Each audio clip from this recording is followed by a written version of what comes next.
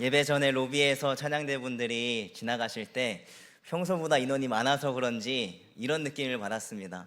군대가 이동하는 것 같다.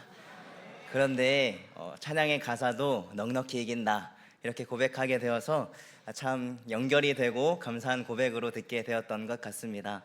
우리가 오늘 찬양대 헌신 예배로 주님 앞에 모이게 되었는데, 우리가 함께 찬양대로서 어떤 삶을 살아가야 하는지, 또 이곳에 모인 우리들도 그들을 바라보면서 어떻게 주님 앞에 세워져야 하는지 오늘 말씀을 통해서 듣게 되는 시간이 되었으면 좋겠습니다.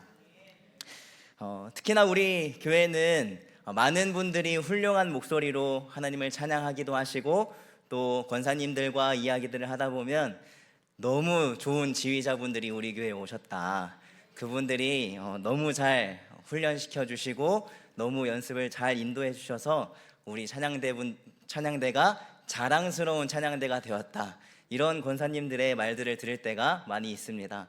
우리가 입술로 하나님을 찬양하고 우리가 곡조 있는 노래로서 주님을 예배하는 것에도 부족함이 없어야 하겠지만, 오늘 말씀을 통하여서 우리가 어떤 것을 바라보아야 하고 또 어떻게 더 하나님을 향한 예배를 완성할 수 있을까, 말씀으로 초점을 더 맞추게 되는 이 시간이 되기를 소망합니다.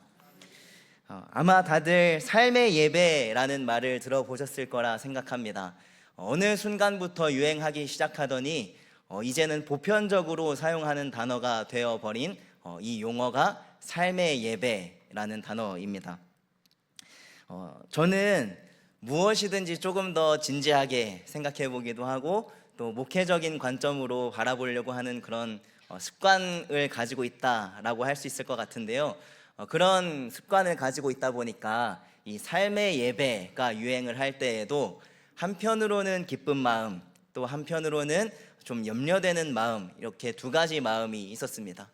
삶의 예배라는 그 단어 자체가 말하는 것처럼 우리의 삶이 하나님께 올려드리는 예배가 되어야 한다라는 그 의미는 너무나 좋지만, 삶의 예배?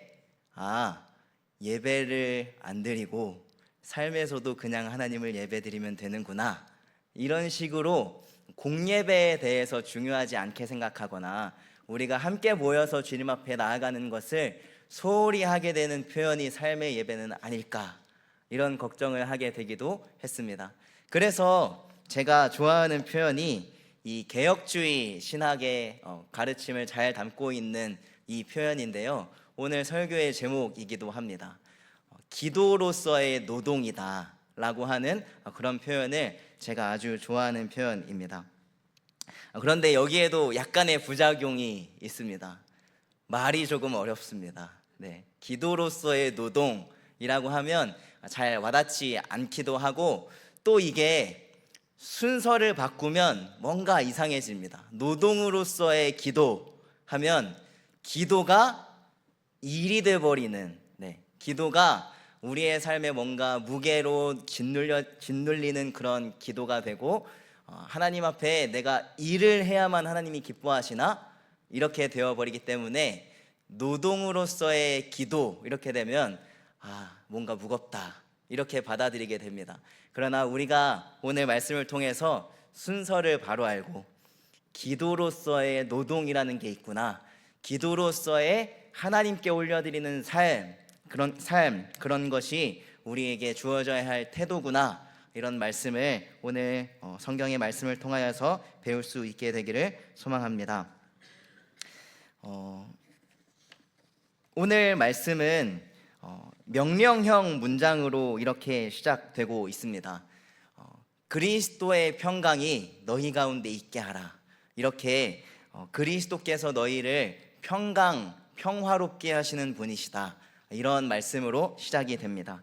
사실 바울의 편지들은 대부분 일단은 신학적인 가르침, 어떻게 구원을 받는가, 예수 그리스도는 도대체 누구신가, 이런 부분에 대한 신학적인 가르침들을 전면부에 말씀을 한 뒤에, 그러니까 너희가 구원을 받았으니까 너희가 따르는 예수님이 바로 그런 분이시니까 너희가 이렇게 살아가라. 먼저 초반부에는 신학적인 가르침을 말씀한 다음에, 그리고 그 다음에는 윤리적인 가르침, 어떻게 살아가는 것이 너희가 마땅히 살아가야 할 방향이다라는 방식으로 바울은 편지를 쓰곤 합니다. 우리가 함께 읽어본 오늘 본문은 짧은 본문이기도 하지만 그런 구조 안에서 말씀을 이해하고 받아들여야 하는 부분이기도 합니다. 바울은 그러므로 라고 하는 표현들을 쓰면서 예수 그리스도가 이런 분이시니까 너희가 너희의 공로가 아니라 오직 예수를 믿는 믿음으로 구원을 받았으니까 그러므로 이렇게 살아라 라고 말을 하고 있습니다. 오늘 본문도 그에 해당하는 말씀인데요. 바울이 골로새서를 썼을 당시에 사실 평강이라는 단어는 조금은 정치적인 의미를 담고 있는 표현이기도 했었습니다. 아마 팍스 로마나라고 하는 단어를 들어보셨을 수도 있을 것 같습니다. 로마가 제공하는 평화, 로마에 의한 평강, 그런 것을 팍스 로마나라고 합니다. 로마 제국이 다스리는 지역이면 어떤 곳이든 자유롭게 여행할 수 있었고 비교적 자유롭게 무역 거래도 할 수 있었던 그런 때가 이 로마 제국이 다스리던 때였습니다. 그래서 로마는 너희에게 전쟁을 일으키는 국가가 아니라 로마에 의해서 로마의 황제를 통하여서 평화가 제공된다, 이렇게 구호로서 말했던 것이 팍스 로마나였습니다. 그런데 이 팍스 로마나는 평화라는 단어를 가지고 그것을 사용하기도 하지만 반면에 한편으로는 폭력성을 가지고 있는 말이기도 합니다. 정복이 되어야만, 무릎을 꿇어야만 그 평화를 누릴 수 있습니다. 그리고 로마가 제공하는 평화는 영원하지 않고 일시적인 평화이기도 합니다. 왕이 누가 되느냐에 따라서, 황제가 어떤 사람이 되느냐에 따라서 그 평화는 유지되기도 하고 금방 사라져 버리기도 하는 것이 로마가 제공하는 그런 평화입니다.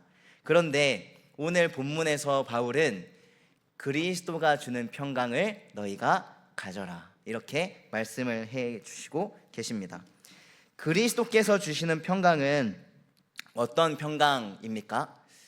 우리가 자격이 없지만 구원을 받았기 때문에 누리게 되는 평강입니다. 내가 힘과 무력에 의해서 무릎을 꿇었기 때문에 굴종적이지만 잠깐 누리는 그런 평화가 아니라 오히려 예수 그리스도께서 무릎을 꿇으셨기 때문에, 예수 그리스도께서 십자가에서 죽기까지 순종하셨기 때문에 우리가 누릴 수 있는 평화가 예수 그리스도께서 주시는 평화입니다. 더 나아가서 예수 그리스도께서 주시는 평강은 우리의 삶의 조건을 따지지 않는 평강입니다. 예수 그리스도께서 주시는 평강은 하나님께서 주신 은혜가 너무나 크기 때문에 내가 삶의 문제를 바라보는 관점이 바뀌어서 누리게 되는 그런 평강입니다. 그리스도께서 주시는 평강은 조건에 따라서 좌지우지 되거나 내가 아무런 문제가 없기 때문에 평화롭다, 평강하다 말하는 그런 평화가 아닙니다. 예수 그리스도께서 주시는 평강은 내가 자격이 없을 그때에도 나를 위해서 예수 그리스도께서 십자가에 죽어주셨기 때문에 누리는 평화, 영원한 평강이기 때문에 심지어는 아주 극한 상황에 처했을 때라도 누릴 수 있는 평강입니다. 관점이 아예 바뀌어 버렸기 때문에 우리가 누릴 수 있는 평강입니다. 이전에는 돈이 있어야 평화롭지, 이전에는 사람들과의 인간관계가 제대로 되어야 내가 행복하지, 이전에는 내가 명예를 가져야 평화롭지, 이렇게 생각했다면 그리스도께서 주시는 평강은 우리의 관점이 바뀌었기 때문에 누리게 되는 것입니다. 예수 그리스도께서 주시는 평강은 조건을 따지지 않고 언제나 예수 그리스도께서 나를 위한 구원자가 되어 주셨기 때문에 그 이유로 누리는 평강, 평화이기 때문에 우리는 어떤 상황에서든지 나의 삶의 조건과 나의 삶의 상황과 관계없이 언제라도 누릴 수 있는 평강, 평화가 바로 예수 그리스도께서 주시는 평강과 평화입니다. 우리가 바울이 예수 그리스도께서 주시는 평화와 평강을 누리라, 그 마음을 가지라, 이렇게 명령으로 말씀을 해 주셨는데, 지금 이 시간 우리에게도 하나님께서 우리에게 그렇게 말씀하신다, 이렇게 믿음으로 받아들일 수 있는 우리 모든 구성원들이 되기를 소망합니다. 내가 어떤 상황 가운데 있든지, 나의 삶의 조건이 어떤 환경에 놓여 있든지 평화를 누리라 말씀하시는 하나님의 음성에 순종하고 아멘으로 나아갈 수 있는 우리가 되기를 소망합니다. 그렇기 때문에 15절의 후반부에서는 감사를 이야기하기도 합니다. 그리스도인이 하나님 앞에 고백하는 감사는 말씀드린 것처럼 조건이 다 주어졌기 때문에 나의 삶에는 아무런 문제가 없어, 그러니까 나는 감사해 라고 하는 감사가 아니라, 하나님께서 나에게 이런 사랑을 베풀어 주셨고 내가 상황은 비록 어렵지만 하나님과 동행하는 기쁨을 알기에 나는 감사하고, 이런 감사와 평화가 우리에게 주어져 있을 줄 믿습니다. 우리가 찬양대 헌신 예배로 주님 앞에 나아가고 있습니다. 16절로 넘어가서 찬양대 대원분들에게 제가 또 권면하고 또 바울의 말씀을 전하고 싶은 부분이 있기도 한데요, 함께 모인 우리가 모두 다 말씀을 가르치는 자가 되기를 소망합니다. 바울은 말씀을 피차 서로 가르치라, 이렇게 권면하고 있습니다. 사실 찬양대 봉사를 하시는 분들 정도면 많이 신앙의 연수가 쌓이기도 하셨을 거고, 또 여러 경험도 많이 해보신 분들이실 거라 생각합니다. 그런데 그것을 넘어서 말씀을 서로에게 가르치고 피차 권면하라 라고 하는 오늘 말씀을 마음에 새기는 모든 찬양대 대원분들이 되었으면 좋겠습니다. 바울은 다른 것을 자랑하지 않고 자신의 가르침으로부터 자신이 세운 교회, 자신이 세운 제자들, 그 제자들의 삶의 모습, 신앙의 열매로 하나님께 예배를 올려드렸던 그런 신앙인이 바로 바울이었습니다. 그런 것들을 보면서 우리가 말씀을 가르쳐서 하나님 앞에 사람을 바로 세우고 그것을 통하여서도 하나님을 찬양하고 하나님을 예배할 수 있다는 사실을 오늘 말씀을 통하여서 새롭게 배우고 깨닫게 되기를 소망합니다. 그런데 바울이 어떤 교회에 이런 가르침을 했느냐, 이런 것들을 오늘 잠시 살펴보려고 합니다. 바울이 자신이 직접 세운 교회이기 때문에 바울이 제대로 말씀을 잘 가르쳐서 충성된 일꾼들이 많았기 때문에 골로새 교회에 이런 말씀을 전했느냐, 그런 것이 아니다라는 것을 우리는 골로새서의 말씀을 통해서 알 수 있습니다. 골로새서 1장 7절을 보면 바울은 골로새 교회가 에바브라를 통해서 세워진 교회다라고 이렇게 이야기합니다. 자신이 직접 가르치고 제자들을 세우고 교회를 세운 지역이 이 골로새 지역이 아니라 자신이 파송한 에바브라라고 하는 사역자를 통해서 세워진 교회가 바로 골로새 교회였습니다. 또 2장 1절을 보면 내 육신의 얼굴을 보지 못한 자들을 위하여, 이렇게 말하는 것을 보아서는 아마 바울을 얼굴과 얼굴을 맞대고 본 사람들이 아주 적은 교회가 바로 골로새 교회였습니다. 바울은 그런 교회가 골로새 교회였음에도 불구하고 너희는 피차 말씀을 가르치는 교회가 되어라 라고 이렇게 이야기하고 있습니다. 그런 바울의 말씀을 우리가 볼 때, 바울의 가르침을 볼 때 우리가 누군가에 의해서 교육을 받아야만 말씀을 가르칠 수 있지, 바울 정도가 우리에게 말씀을 가르쳐주면 나도 말씀을 가르칠 수 있겠다, 이렇게 하는 것이 아니라 누가 말씀을 가르쳐 주었든지 하나님의 말씀을 우리가 배웠다면 우리도 말씀을 가르치는 자가 되어야 한다는 사실을 오늘 본문을 통해서 우리가 배우게 되기를 소망합니다. 어떤 자격을 갖추어야, 어떤 스승에게 배워야 말씀을 가르치고 말씀의 교사가 될 수 있다라고 말하는 것이 아니라, 바울은 너희가 어떤 사람에게 교육을 받았든지 교회 안에서 너희가 신앙생활을 하고 교회 안에서 잘 양육을 받았다면 너희의 연수가 점점 쌓이게 되면 될수록 서로를 말씀으로 가르치는 자가 되어라, 이렇게 권면하고 있습니다. 우리 교회도 교회 안에서 제공하는 여러 양육 프로그램들이 있습니다. 그 양육 프로그램을 통하여서 우리가 충실히 말씀을 배웠다면 이제는 우리가 서로에게 말씀을 가르치고 피차 말씀을 권면하는 그런 자들이 우리 교회에 가득 넘쳐야만 하겠습니다. 특별히 찬양대 대원 한 분 한 분이 말씀의 전문가가 되셔서 피차 말씀을 가르치고 말씀으로 서로 권면할 수 있게 되기를 소망합니다.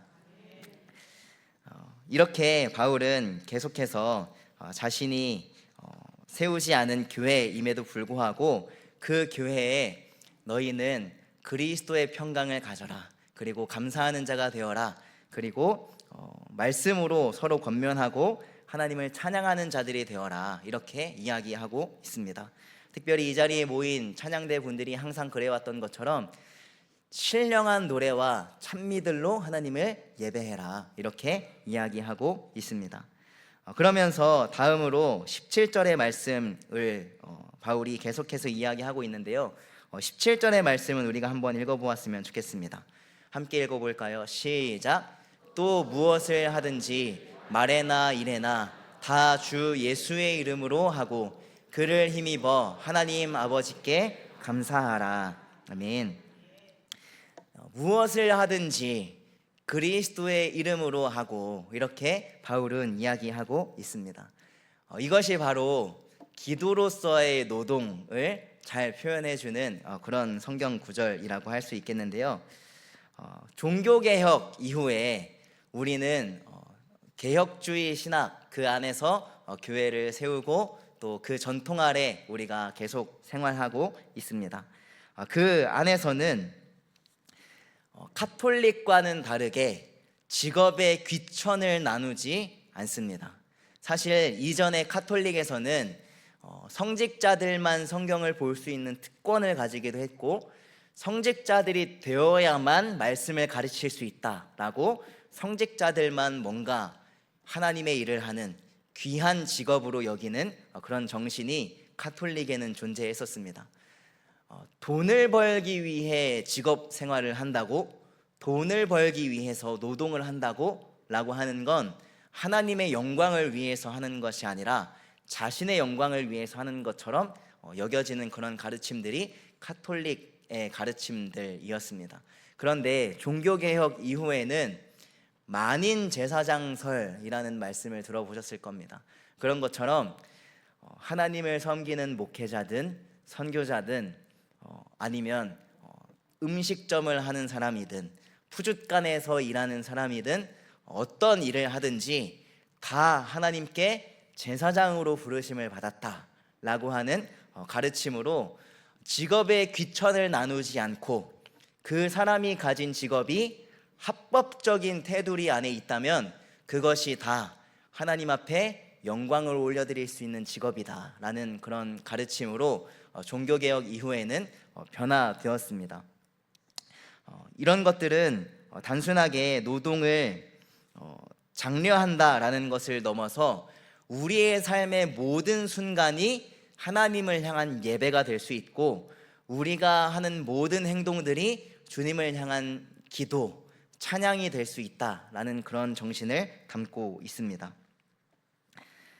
이 정신은 어떤 노동 자세를 주느냐 하면 음식을 준비할 때에도 하나님의 영광을 위해서, 우리가 직업에 들어가기 위해서 문을 열 때에도 하나님의 영광을 위해서, 사람들을 상대해야 하는 그 순간에도 하나님의 영광을 위해서, 그래서 우리가 무엇을 하든지 심지어 우리가 쉬는 그 순간에도 내가 이 쉼을 통하여서 회복하고 하나님께 귀하게 사명을 감당하게 해주십시오 라는 마음으로 무엇을 하든지 하나님의 영광을 위해서 하도록 하라는 그 가르침이 종교개혁 이후에 교회가 가지고 있는 소중한 가르침입니다.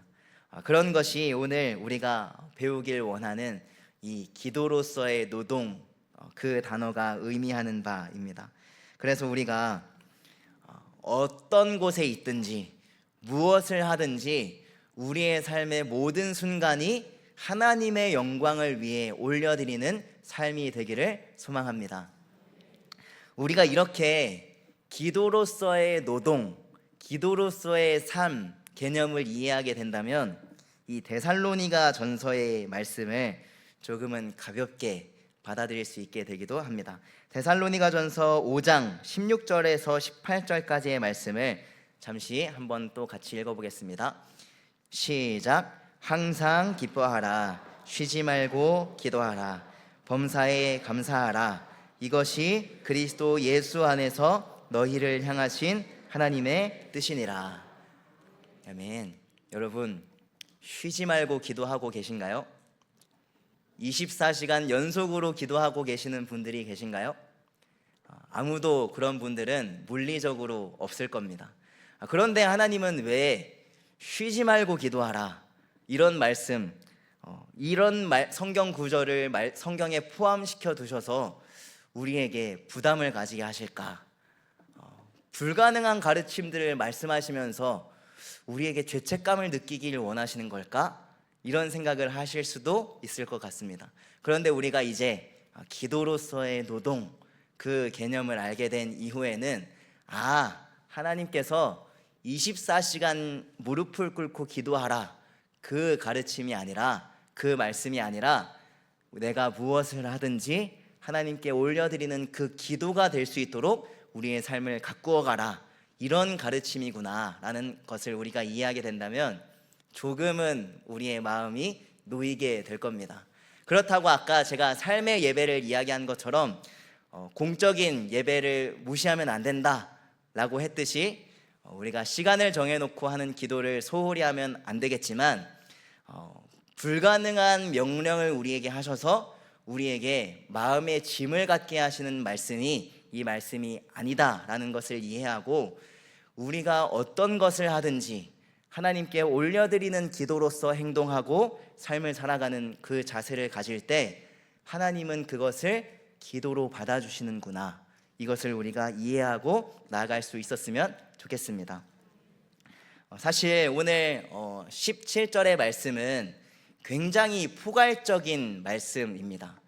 무엇을 하든지 그리스도의 이름으로 하라 라고 하는 그 가르침은 구체적인 지침이 없는 가르침이기도 합니다. 어떤 부분에서 율법주의는 장점을 가지고 있고 우리가 조금 배워야 할 태도를 가지고 있기도 합니다. 이런 건데요, 예를 들어서 그 전에는 자동차가 없다가 자동차가 새로 발명되었다 라고 한다면 이제 이렇게 질문을 하는 겁니다. 하나님이 자동차를 어떻게 사용하는 걸 기뻐하실까? 내가 이걸 타도 될까? 타면 안 될까? 주일에 이걸 타면 하나님은 기뻐하실까? 기뻐하시지 않을까? 이런 질문들이 생기는 건 어떤 의미에서는 당연하다고 할 수 있습니다. 그래서 율법주의, 율법의 정신들은 전통을 만들어냅니다. 자동차가 생겨났어? 그러면 이렇게 해야지. 주일에는 타지 말고 너가 평일에 생활할 때만 자동차를 이용할 수 있어 라든지, 지금도 유대인들이 일요일에는 엘리베이터 버튼조차 누르지 않는다 라고 하는 것처럼 이런 새로운 것들이 우리의 삶에 있을 때마다 그러면 우리는 어떻게 해야 합니까? 라는 질문들이 생기고, 그때는 이렇게 하면 돼 라고 구체적인 지침들을 주는 게 율법이라고 한다면, 어떤 의미에서는 정말 하나님을 중심에 두고 있구나, 정말 삶의 어떤 것이든 하나님께서 기뻐하시는 것을 원하는구나, 이런 정신을 우리가 엿볼 수 있기도 합니다. 우리가 그런 정신을 따라갈 필요는 있겠지만 예수님께서 우리에게 주시는 것은 그리스도를 닮아가라. 무엇을 하든지 하나님이 기뻐하시는 것이 무엇인지 기도하고 고민한 뒤에 행동해라 라고 하는 어떤 의미에서는 굉장히 포괄적이고 자유로운 그런 명령을 하나님께서는 우리에게 주셨습니다. 그럴 때 우리는 뭘 하든지 하나님의 영광을 위하기만 하면 돼, 쉽네, 이렇게 하는 것이 아니라 더 하나님 앞에 무릎을 꿇고 아까 율법의 정신을 따라가는 사람들의 태도를 말씀드렸던 것처럼 이때는 어떻게 해야 될까? 어떻게 해야 정말 하나님이 기뻐하실까? 고민해보고 나아가는 자세가 우리에게 필요할 줄 믿습니다. 자유롭고 포괄적인 명령을 하나님께서 우리에게 주셨지만 그럼에도 불구하고 우리는 언제나 내 마음의 중심에 하나님의 영광을 위하여, 하나님께 영광을 돌리기 위해서는 내가 이 순간 어떻게 행동해야 될까? 이런 질문을 품고 하루하루 살아갈 때 우리의 삶이, 우리가 직업 생활하는 그 노동의 모든 순간이 하나님을 향한 예배와 기도와 찬양의 순간이 될 줄 믿습니다. 오늘 찬양대 헌신 예배로 이렇게 주님께 예배드리고 함께 찬양을 올려드리고 있는데, 우리가 바울의 가르침을 기억하면서 나의 조건 때문에 평화, 나의 조건 때문에 감사, 이것이 아니라 예수 그리스도로 인한 평화, 예수 그리스도로 인한 감사가 넘치는 우리 모두가 되기를 소망합니다. 말씀을 서로 가르치고 교육할 수 있는 우리 모든 동성교회 교우분들이 되기를 소망합니다. 그렇게 우리가 말씀을 중심으로 살아갈 때 어떤 상황 가운데 있든지, 내가 어떤 상황과 환경 가운데 있든지 하나님의 영광을 위하여 살아갈 수 있는 자들이 될 줄 믿습니다. 특별히 이 자리에 모이신 찬양대 여러분들 모두가 하나님의 영광을 위하여 찬양을 올려드리는 찬양대가 되었으면 좋겠고, 또 삶의 어떤 순간에 있든지 하나님의 영광을 위하여, 하나님의 영광을 위하여 살아가는 모든 찬양대 구성원들 되시기를 축복합니다. 잠시 기도하겠습니다. 하나님, 자격 없고 부족한 우리들에게 구원의 은혜를 베풀어 주셔서 감사합니다.